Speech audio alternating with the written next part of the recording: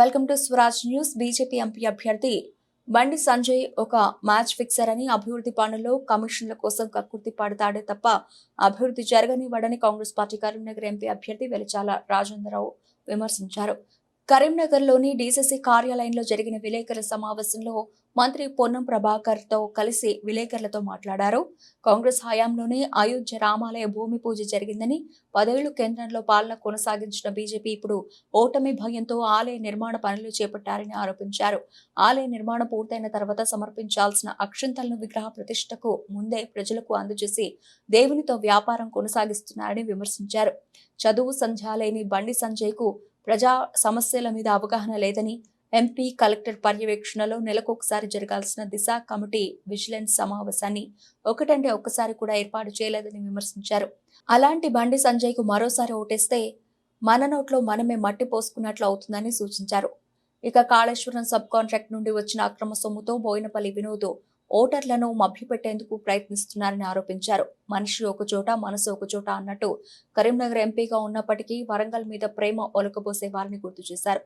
భారత్ జోడో యాత్ర ద్వారా దేశ ప్రజలను ఒకతాటి మీదకు తెచ్చేందుకు రాహుల్ గాంధీ కంకణం కట్టుకున్నారని, కులగణన జరిగితే అన్ని వర్గాల వారికి ఫలాలు అందుతాయని పేర్కొన్నారు. తన తండ్రి స్ఫూర్తిగా రాజకీయాలు వచ్చినా తాను ఎంపీగా గెలిపిస్తే నియోజకవర్గాన్ని కోహినూరు డైమండ్లా తీర్చిదిద్దుతానని హామీ ఇచ్చారు. ఈ సమావేశంలో డీసీసీ అధ్యక్షులు మానకొండూరు ఎమ్మెల్యే కవ్వంపల్లి సత్యనారాయణ, మాజీ శాసనసభ్యులు కొండూరు సత్యనారాయణ గౌడ్, ఆరేపల్లి మోహన్, కరీంనగర్ కాంగ్రెస్ పార్టీ అధ్యక్షులు నరేందర్ రెడ్డి, జిల్లా మహిళా అధ్యక్షురాలు కర్లపూడి సత్య ప్రసన్నారెడ్డి, ప్రభాకర్, తాజుద్దీన్ పాల్గొన్నారు.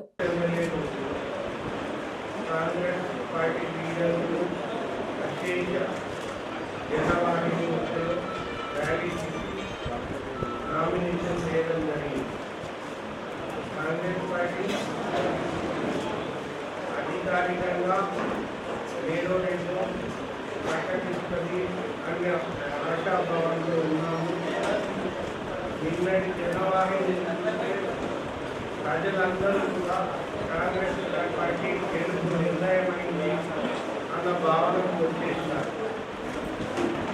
బీజేపీ పార్టీ వాళ్ళు కూడా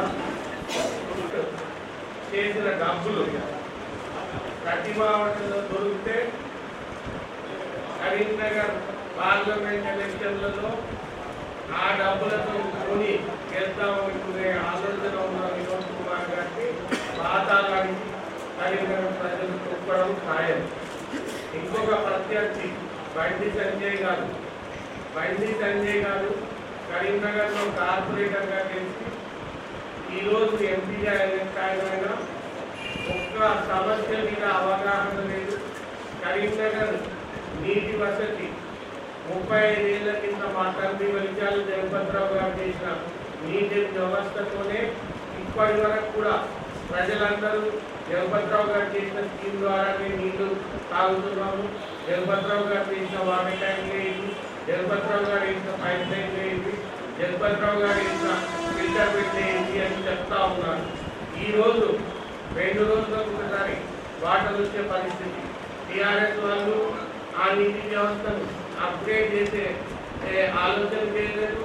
బండి సంజయ్ గారు union government urban development ministry నుంచి స్పెషల్ ఫండ్స్ సాధించి ఒక 100 కోట్లు 200 కోట్లు ఆ నీటి వ్యవస్థను అప్గ్రేడేషన్ చేసి ఉంటే ఈ దుస్థితి ఉండకపోయేది. ఈరోజు సివిక్ విషయాలలో